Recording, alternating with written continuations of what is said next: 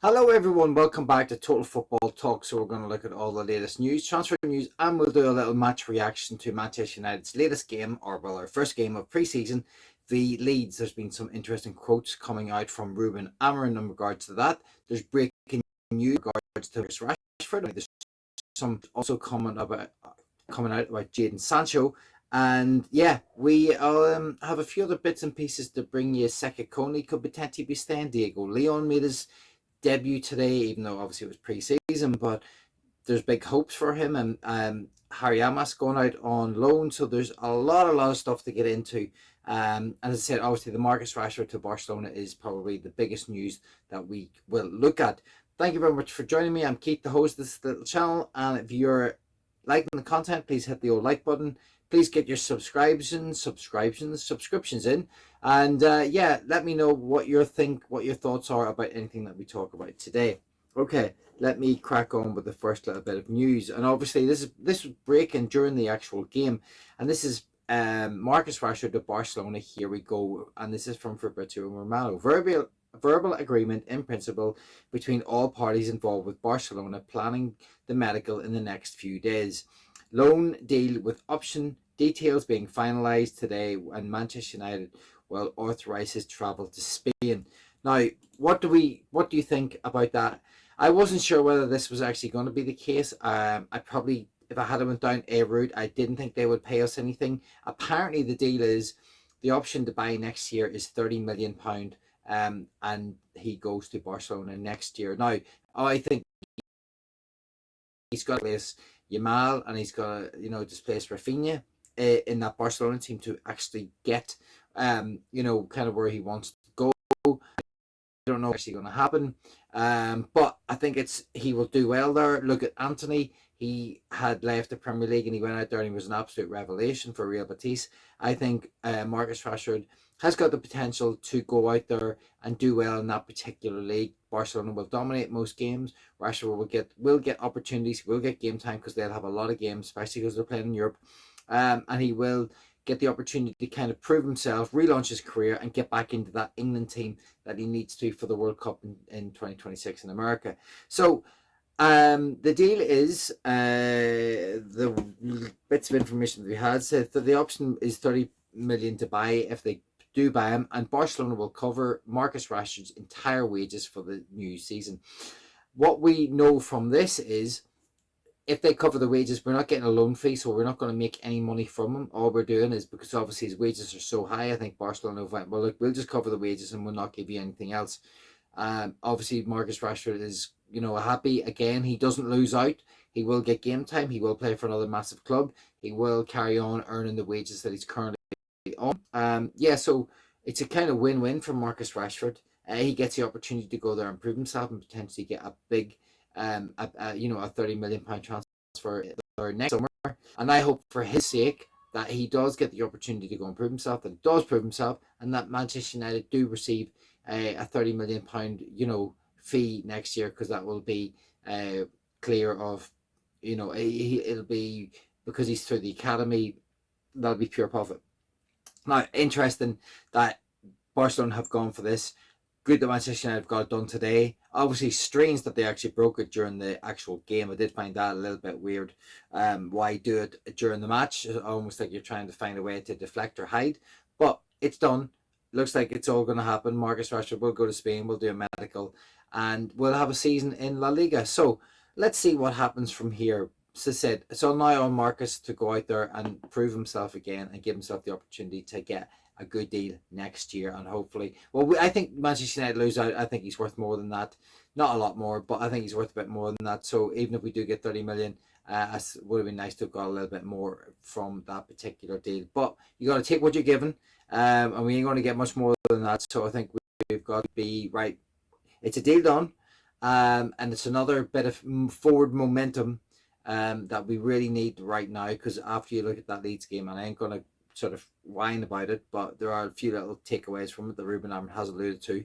But there was a little bit of other news coming in, and this was Bryan Mbeumo has been seen at Old Trafford today, Bryan Mbeumo has been at Old Trafford today, due at Carrington tomorrow. sorting out his medical, media and visa. So it looks like this deal is going to be pushed through really quickly. They want to get him on the plane for the summer tour, going to America. And again, after watching that particular game today, we're really going to need him to come out there and fire on all cylinders pretty much straight away, because yeah, what we seen today was a little bit of last year, even though it's only pre-season. I'm not too worried, but pre-season is important, and we had a few kind of takeaways from it, which we'll get into in a minute. There was some other news about Jadon Sancho, and apparently breaking news: Jadon Sancho's reached an agreement. Juventus have reached an agreement with Manchester United in their deal to sign Jadon Sancho for £15 million.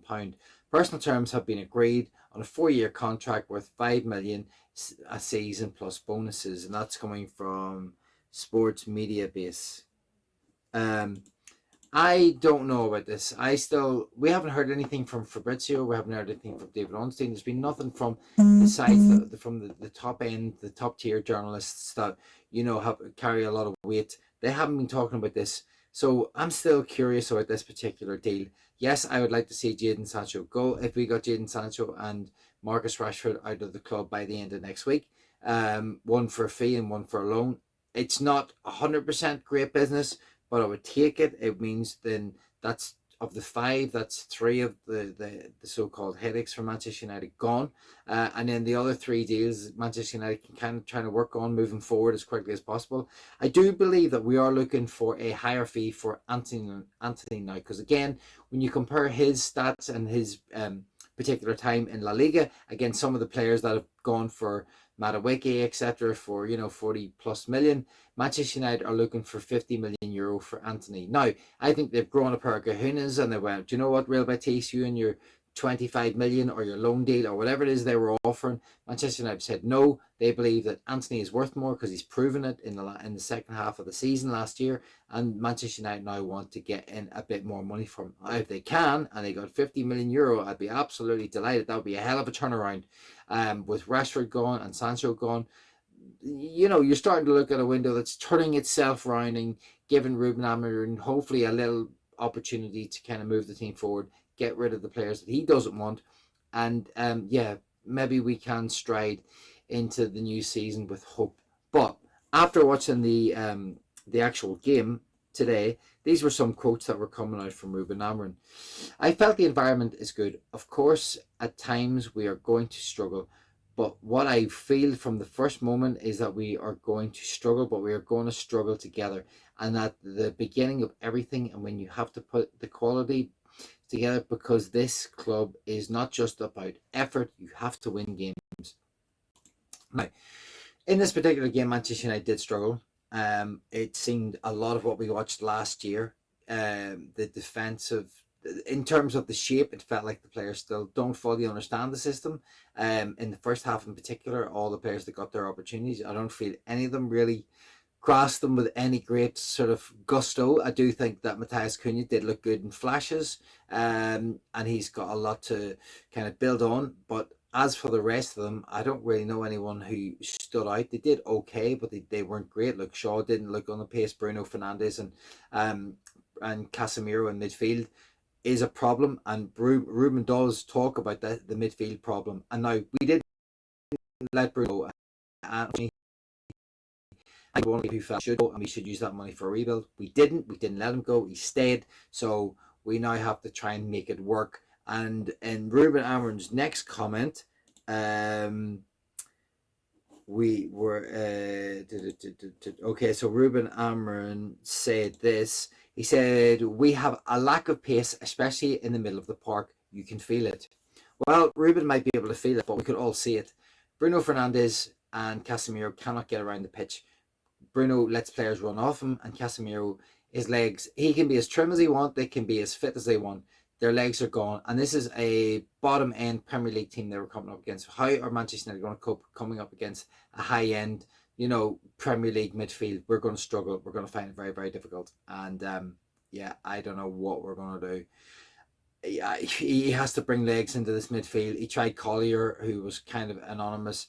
Perb and Tito Montado didn't really get an opportunity. So, he got minutes. He didn't really show potentially what he could do. He didn't really get the opportunity on the ball. So I'm not blaming these kids at all. They've at all. They've come in and they've tried to give their all, but the midfield is a massive concern, a massive concern, because we have no legs now. Ugarte and Kobe did a better job pressing in the second half, but I'm not entirely sure if they have the answers. I feel for Kobe because I feel he's more of a 10.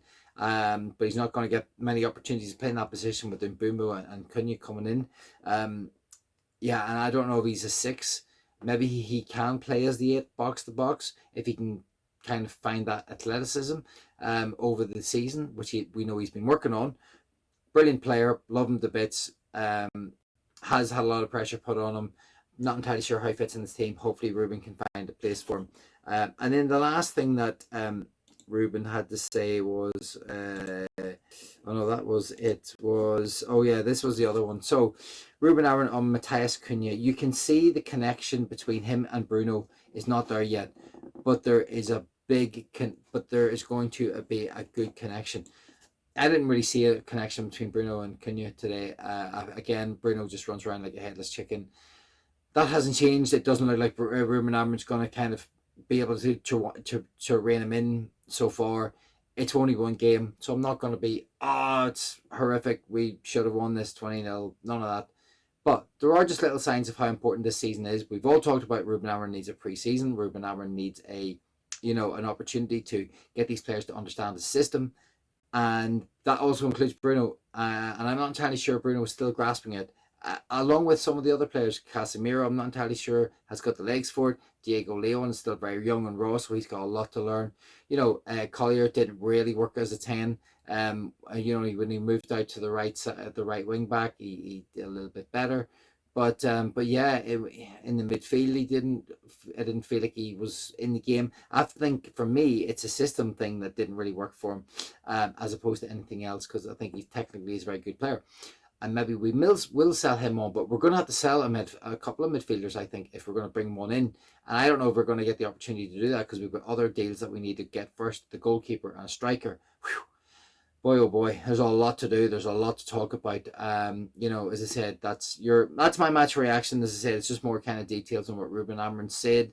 I'm not going to too worried about the fact we're doing 0-0, but it is about performance, it is about structure, and it is about moving forward. And I don't know if I've seen enough today to warrant us doing well in the league at the minute. Plenty more games to come, and hopefully we'll see big improvements very, very soon. Okay, guys, that's your news. Thank you very much for joining me. I'm Keith. If you're enjoying the content, please hit the like button. Please hit the subscribe button. Please comment on anything I've talked about, whether it's Rashford, whether it's Jadon Sancho, or any of Ruben Aaron's comments on the team so far. Get your comments in below. I'll get back to you, and I shall see you tomorrow.